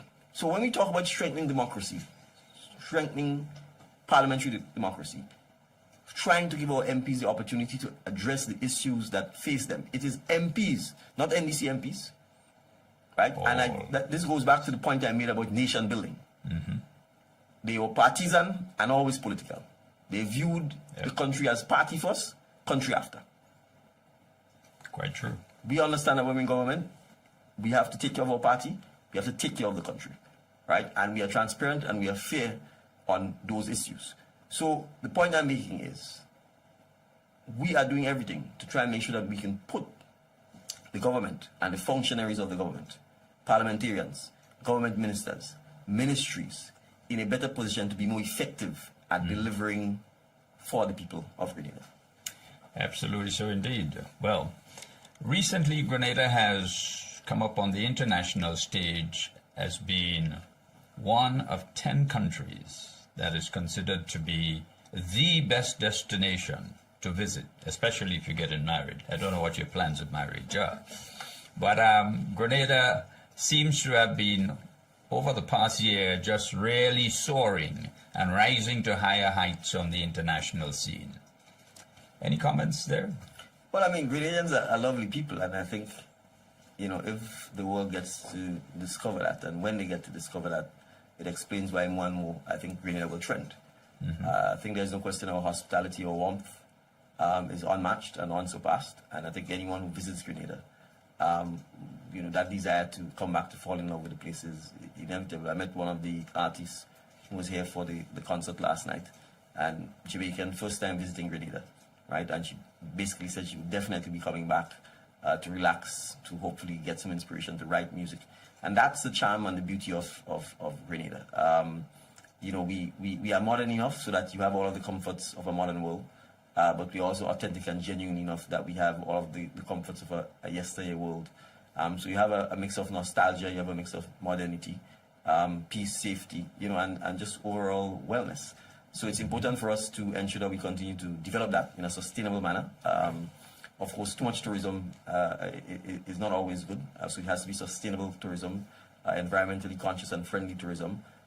People who spend money in the economy, that's crucial as well. Sometimes people visit and they don't actually spend. It's important for us to make sure that people spend money as well. But I think there are a number of things from a tourism perspective Grenada clearly will be known for. You've talked about weddings. Dive capital of the world. The team at the Ministry of Tourism are doing a fantastic job, as you're aware. There's going to be a second dive site with on-water sculptures in Carriacou. Carriacou itself has some of the best diving sites that you could find anywhere in the world. And when you're talking truly nostalgic, you know, if you go to Carriacou, you more than in Grenada, you see that, and they've been able to preserve a lot of the cultural patterns, heritage, festivals, and so on. That's crucial as well. And really wellness tourism, I think, a place where you can come and rejuvenate, get your senses balanced, to be able to go back into the modern world, I think is crucial. So it's for us to make sure that we can monetize a lot of our benefits so that more of the money remains in Grenada and more of our citizens feel committed to appreciating the value that tourism can bring in terms of economic activity. Great. You will be taking up the leadership of CARICOM very soon. Yes. How do you feel about it, and what would be, let's say, your passion in accomplishing whatever goal you wish to accomplish, or is there a set agenda that you need to follow? No, there's no set agenda that I need to follow. I mean, there are things which are in train and which obviously we have to continue with. But first, I want to say it's obviously quite an honor. The CARICOM chairmanship is a rotating chairmanship every 6 months amongst its members. So I'm fortunate that so early in my time in government that I've been given the privilege to come July chair CARICOM, and Grenada also has the honor of hosting the CARICOM heads of conference meeting here. The opening ceremony will be taking place at St. George's University. The main plenary will be at Radisson. We are also planning a retreat and caucus of heads at Six Senses. So we are giving our colleagues in the region a sense of, you know, the island, and not just in the south of the island. You know, one of the things that I certainly intend to champion and to raise the profile of is ICT. Now, Grenada is the lead in CARICOM for ICT, and notwithstanding we've had the privilege of that position, again, over the last... Since 1990. You know, 20 plus years, we've not really pushed or championed this in any significant and meaningful way. So we intend to raise digitization and ICT across the spectrum within CARICOM. And as part of that, we are hoping to do a couple of things. One, we are hoping to launch Grenada's Cyber Nations initiative during the CARICOM conference. That initiative will entail the training of 100 Grenadians in cybersecurity. Right. Now, that training is going to last for 4 to 6 months. But the critical thing about this training is that with the supplier that we are partnering with, that supplier is going to find jobs for the 100 trainees. Online. Online. You don't have to leave Grenada. Right? The training will involve you getting a powerful computer as well. And once the jobs are found, the range the starting salary range that we've been, we've done our own independent research to validate this, is that we are looking at starting salaries of around 2,000 to 3,000 US. Wow. Per month. So let's take the lower end, that's 2,000. That's essentially 5,000 EC. That puts you in the highest income tax category in Grenada immediately. For training that is 4 to 6 months. Your certification is going to be an internationally recognized certification in cybersecurity. So without having to leave the country. So when we talk about things like earning foreign exchange, those are the ways in which we need to be innovative in terms of how we earn foreign exchange, because that is money that's going to be coming from outside of Grenada into Grenada. But crucially as well, within Grenada, there's significant capacity deficits in terms of cybersecurity. So we envisage that as much as perhaps 15 to 20% of the persons who are trained will in fact go on to find jobs and provide cybersecurity services to all of our institutions within Grenada, from the government to the banking to the insurance to the statutory bodies, because the evidence is there. It's a major issue. That cybersecurity is a major challenge across the world. And one of the things, again, and the data seems to be validating this, is that we're told there are as many as 3.5 million unfulfilled cybersecurity jobs. Whoa. So when we talk digital skills, that's just one niche area, right? But the idea here would be to ultimately launch a CARICOM digital skills project, where we train as much as 10,000 CARICOM citizens in digital skills. Because it's not just cybersecurity, there's a shortage, and there's a shortage worldwide. So we then want to obviously leverage digital skills throughout other areas, healthcare, education. I talked about agriculture, right? So that is really what my focus will be on, not just for the chairmanship, but ultimately as the lead in CARICOM for this issue, we want to be able to make sure that we can raise this throughout CARICOM and use Grenada as an example to really champion digitization and what it can do for improving government's delivery of services, improving productivity in the country, improving the ease of doing business, and really galvanize economic activity in the country. Because I think that's one of the areas that people don't appreciate. That if you use the technology right, you can monetize a lot of skills that otherwise you would not be able to monetize. And we can take about our artists, or writers, or producers, or musicians, or sportsmen and women. Right? Think about what it is. If you're a 14-year-old talented football player, if you didn't have the technology today, somebody would have to fly from Portugal or England or someplace to come and see play as a scout. And the chance of that happening is 0. But with the internet, a parent, a guardian, a coach could videotape him, post this online, and garner immediate attention. Right? So we have to be able to use the technologies for more than superficial entertainment. Indeed. Right, and really use it to galvanize economic activity. And I think that's where the training has to come, because sometimes people don't know that. They do what they see. And they see everybody using it for cheap entertainment without realizing that the smartphone is indeed smart and could really be utilized to monetize and take care of their own families and give them monies in their hands and in their pockets as well. As the impending new chairman of CARICOM, the burning issue of air transportation within the region, do you intend to also champion this? I do, and I would say, honestly, it's been a disappointing issue because we have not made the progress or the traction that I would really hope that we should make. Within CARICOM, there is a fast ferry initiative that is being championed by Guyana and Trinidad in conjunction with Barbados, and that would include Grenada and St. Vincent as we go along. But aside from that, I would openly say, you know, we've got Caribbean Airlines, we've got Bahamas Air, you've got the remnants of Liat, you've got, you know, Inter-Caribbean, but we are not, I think, talking sufficiently enough and putting the willpower behind, in fact, creating a Caribbean airspace where intra-regional travel is brought back to the prominence it once has. So it is something that we have to continue fighting for. Right. But I think crucially we have to bring the actual players in this space and speak with them. Not because at the end of the day, the governments are not going to run the airlines. Absolutely. We can support them, we can encourage them, we can put infrastructure in place, but we are not going to run the airlines. And it's even if the government may have significant ownership of these airlines, I think the history has proven that you need proper professional civil aviation experts to manage and run these airlines. So it is something that we have to address, I think, in a more meaningful way and show more progress on it, because if we don't, our people will continue to suffer in terms of the movement of goods, the movement of services, the movement of capital, and the movement of people within the region. Absolutely. But the main issue with respect to air transportation is the high government taxes throughout the region, which makes the fares so very high. That's just one issue, right? It's not the only issue. One of them. But it has to be solved regionally. Yep. Because if Grenada, for example, said, okay, we remove all the taxes, it will not make a difference. No, absolutely. Right? So, but it's just one of the issues. But I think ultimately it means the government has to put some investment in as well, because we have to appreciate they have collapsed.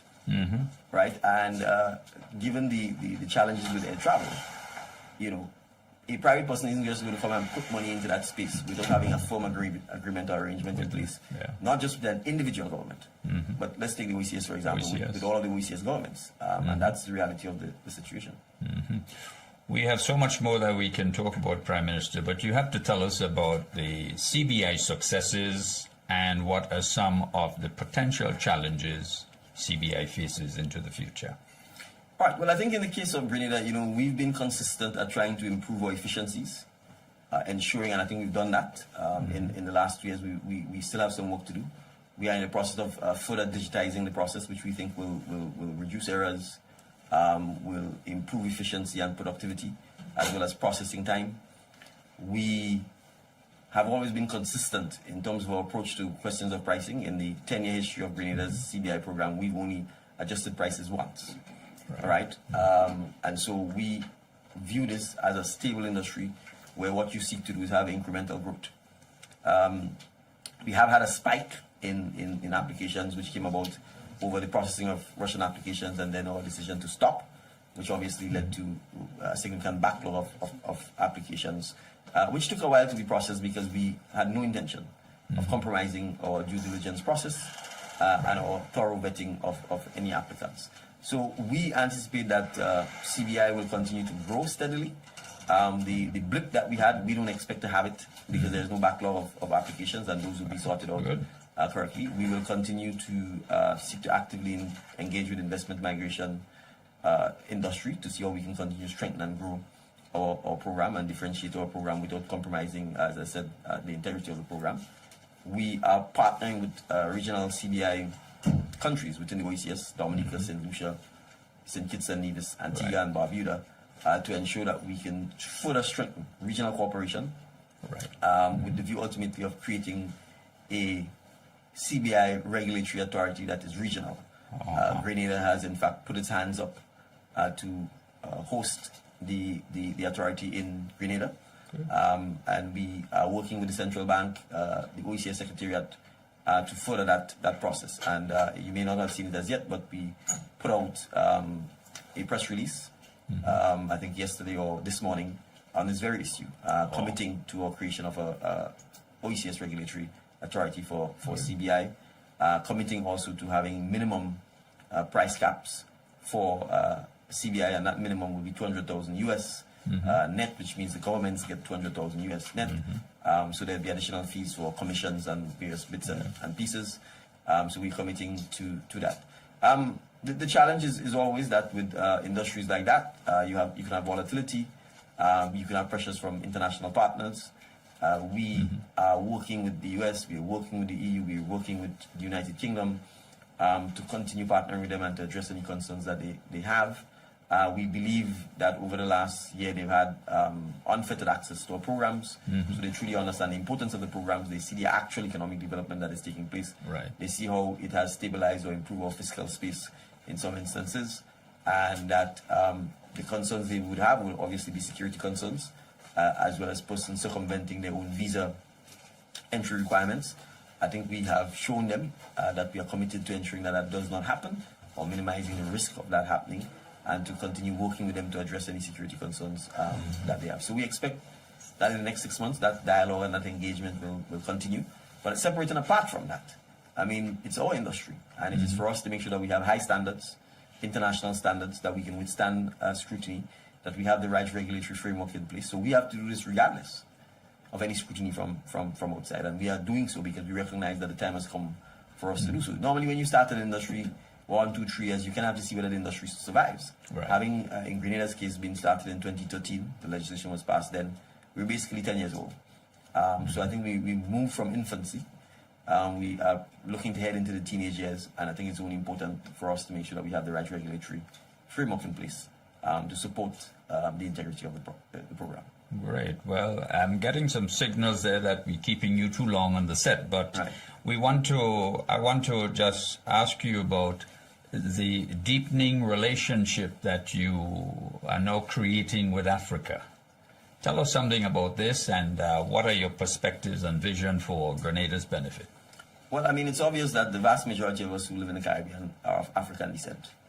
And as we all know, our foreparents came here because of no noble thought, to quote David Rudder in Rally Around the West Indies. They were forcibly brought here.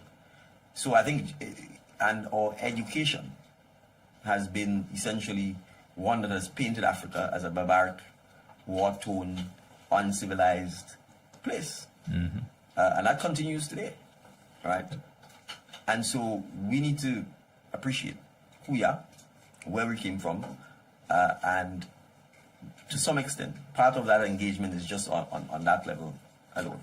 But outside of that, from a government, political, diplomatic, developing nations perspective, Africa has the youngest population on average of any continent.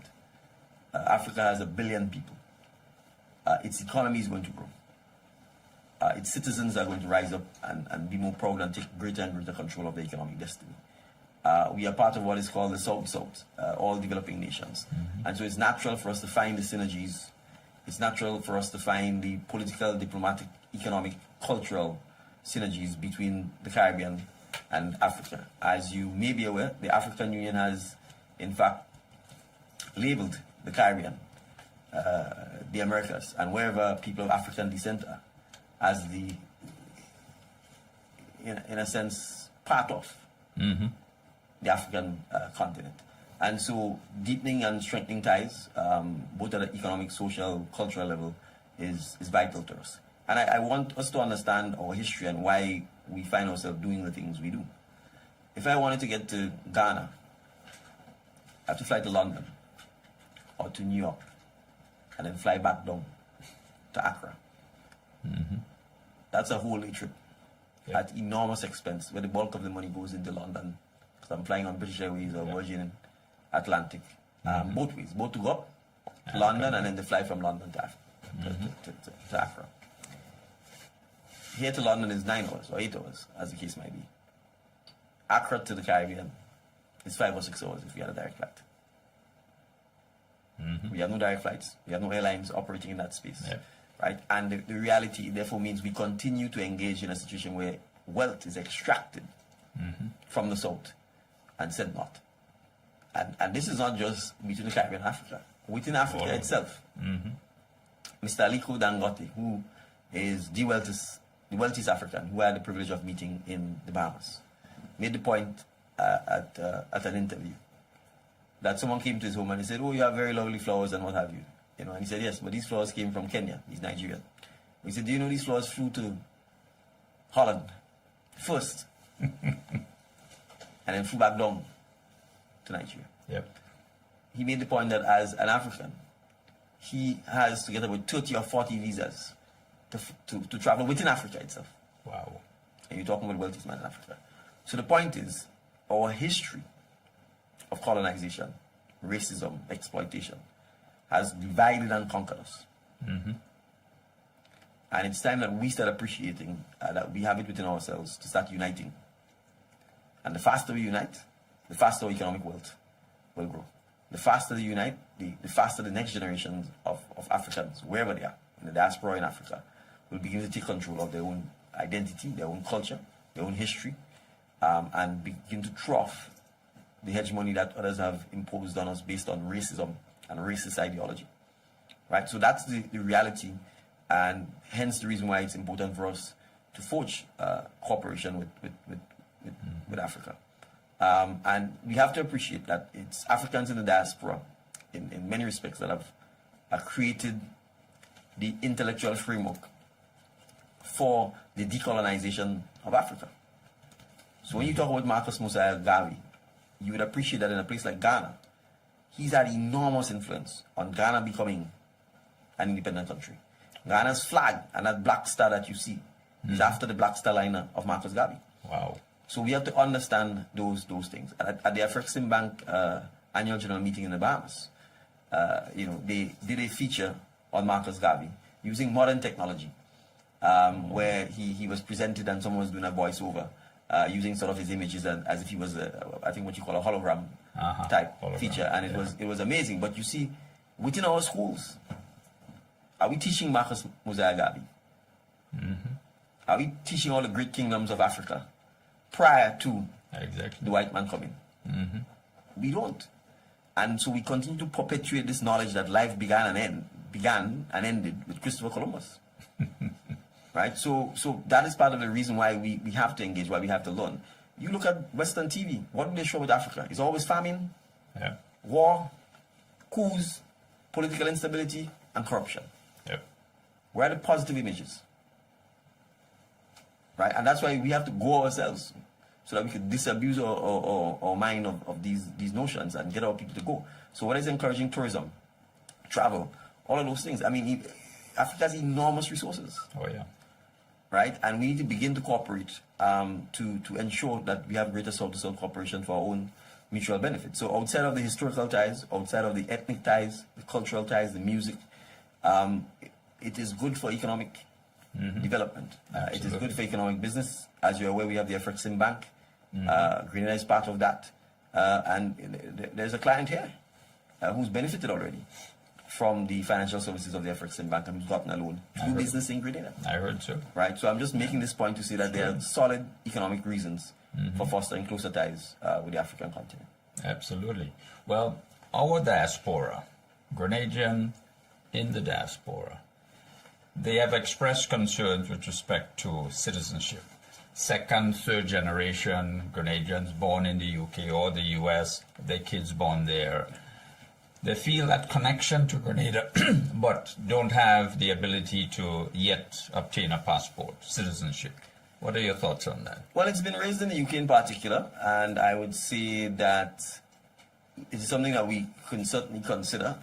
But as you are aware, the Constitution establishes who is and who isn't entitled to citizenship. It is something that I think we can consider, but I think everyone who's in every country, citizenship is not an absolute right. And merely because your great-great-grandfather or grandfather was a Grenadian doesn't entitle you to becoming Grenadian. And so it is something that I think we can look at and look at the pros and cons of it. And for the dialogue, then perhaps the policy decision to be taken on it and then implemented through legislation. But obviously, it will require us being assured that the desire for citizenship goes beyond nostalgia, and that you're actually going to have meaningful engagement with Grenada itself, because you have to appreciate that citizenship is actually a privilege. It is, right? There are only about 192 independent countries in the world, and we happen to be one of them. So your Grenadian identity is something that's unique. We might be a small country, but we are still nonetheless a country with a unique identity, a unique history, and we are part of the nations of the world. And so obviously we want to make sure that whoever gets citizenship, in a sense, appreciates and values it and is committed to contributing to the growth and development of Grenada. Great. Well, Prime Minister, we have kept you here way beyond the time span. But what we want to do is to just take a short break. And when we come back, I want to ask you about the status with respect to the $50 note, the 10-year passport, and Heroes Park. Sure. So we take a short break and we'll be back.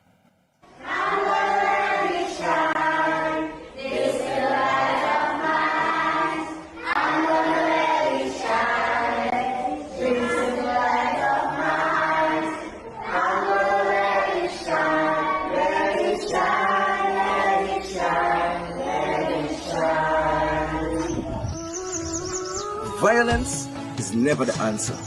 Let's talk it out. We need a safe space for our children to grow up, so let us respect each other.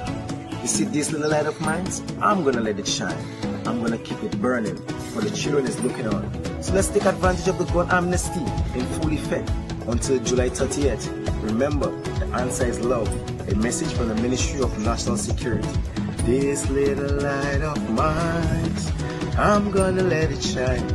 I'm gonna keep it burning.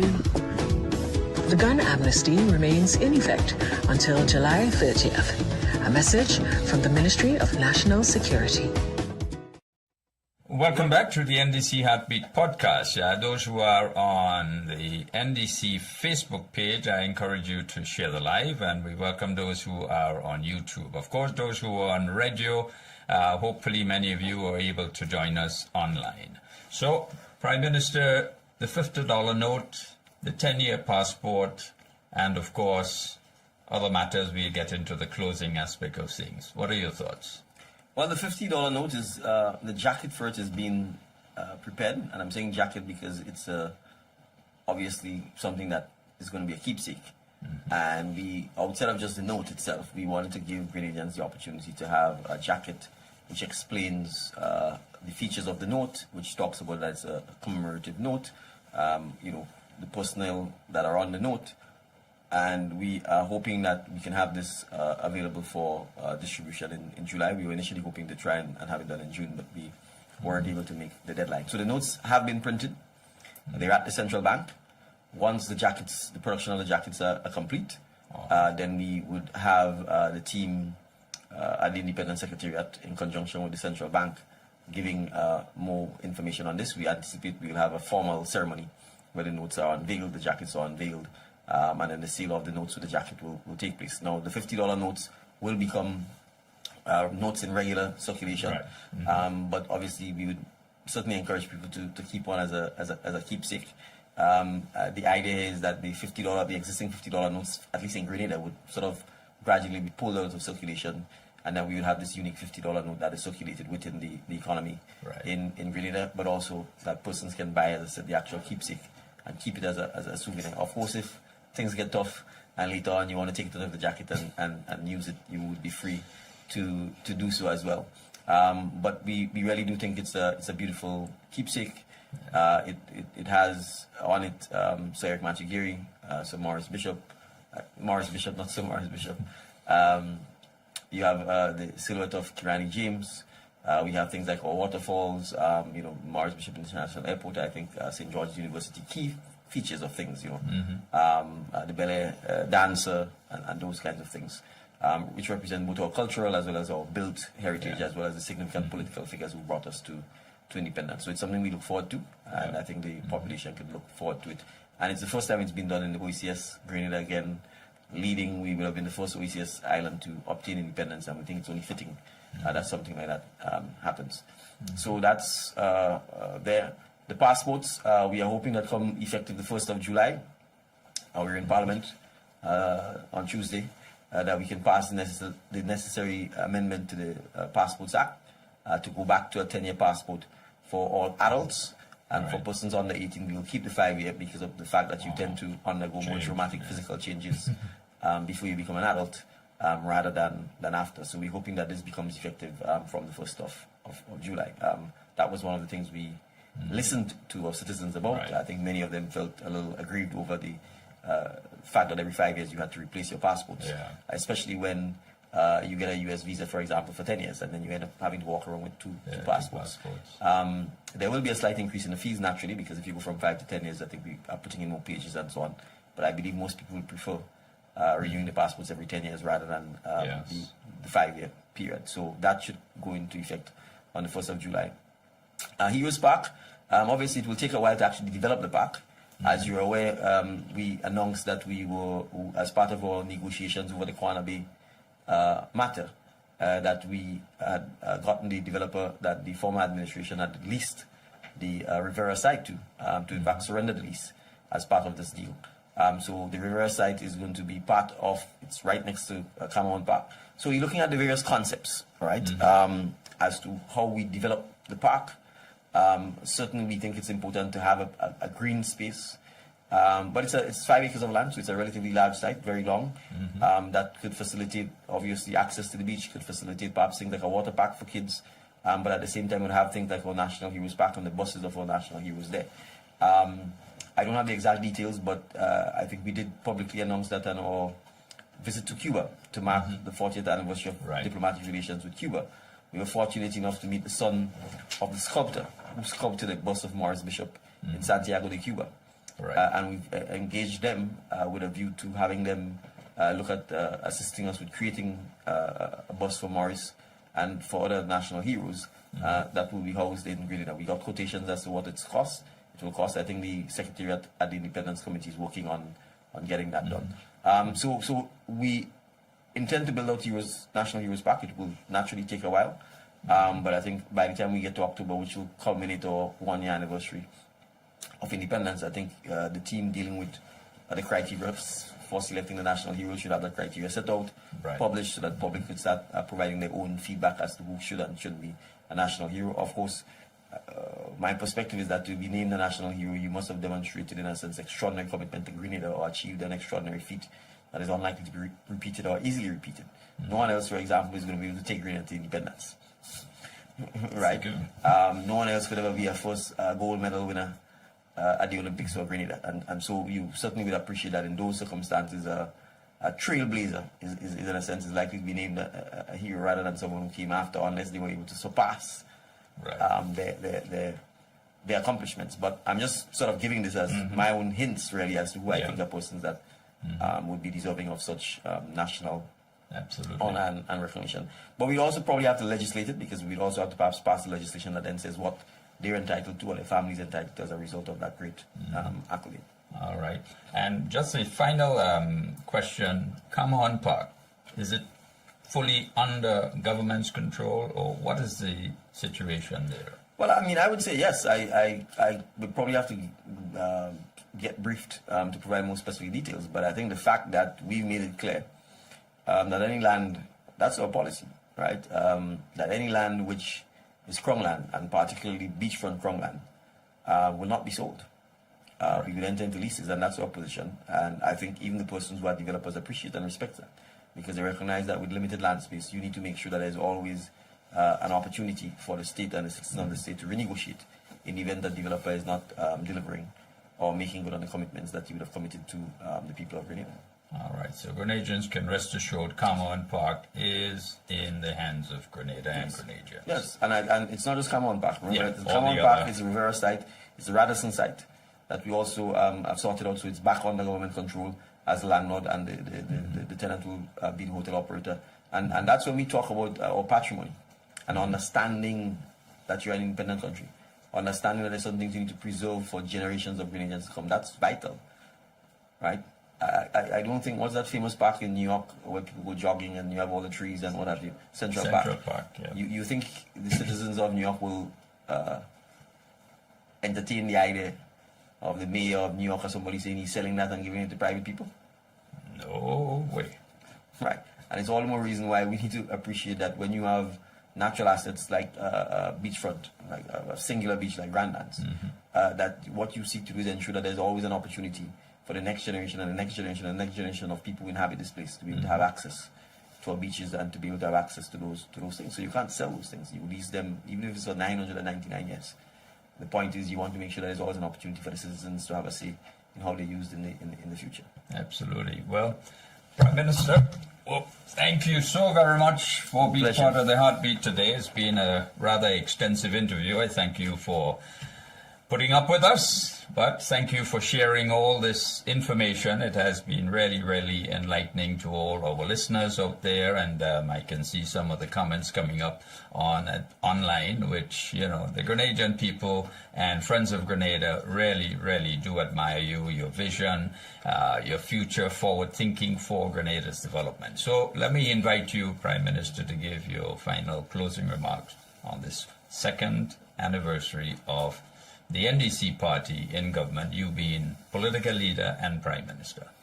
Well, I just want to, offer my own congratulations, I think, to Team NDC, the members, the supporters, the volunteers, those who've joined recently because they've seen the light. I will make a little gesture to the Honorable Delma Thomas for being brave and courageous enough and for leading and showing people that, in fact, the approach of the National Democratic Congress is one that is inclusive, one that is values-based, and one that is really about people and the overall development, enhancement, and growth of all citizens of Grenada.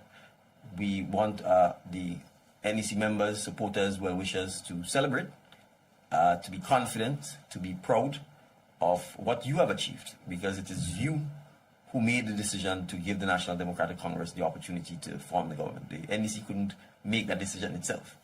And I hope that you're satisfied with our performance. We know that there's always room for improvement. We are continuously striving to improve and to be better at governance, better at representing our citizens. But I think 2 years on, I think Grenadians can give themselves a tap on the back. We've restored parliamentary democracy. You have a government, you have an opposition. We've restored people's confidence that they can speak and speak freely. They can criticize me, they can say anything about me. There's no threat, there's no lawyer writing you, no libel lawsuit, no slander lawsuit, nobody's threatening to take you to court, right? You can say anything you want. I would prefer if you be responsible and fact-based, but at the end of the day, we don't stifle dissent, we don't stifle criticism, we welcome it so that we can enjoy it. I think the 50th anniversary of independence and the unifying way in which it was celebrated, the fantastic way it was celebrated, the exciting way, the never seen before things that happened during that period is testimony to Grenadians' collective strength, creativity, resilience, innovation, and our overall beauty. And if we remember that, I think no doubt we can take this country onward, upward, and forward once we remember what we experienced at our 50th anniversary of independence and we put into practice that love and that unity. So come and join us in 4 past 10 St. Patrick this afternoon for some fun family time, spending time with loved ones, for some good vibes as we reflect on what you have done by putting Grenada on this forward path. Thank you very much. Thank you very much, Prime Minister. 2 years and looks like going on 22 with all your projections and vision for the future. 2 going on 22. Thank you very much. You're welcome. Thank you for joining the Heartbeat today, and join us again next Sunday when we'd have another equally interesting episode for you. In the meantime, I want to reach out to each and every one of you locally, regionally, and internationally to send out a word of prayer for Grenada and the rest of the region as Hurricane Beryl makes its way through the Windward Islands. Our prayer is for God to decrease the intensity of this hurricane to just a mere rainstorm. Your prayers, your powers through Jesus Christ can make it happen. We just have to ask, and it is done. In Jesus' name, amen. See you again next Sunday, and keep safe as we go through this period.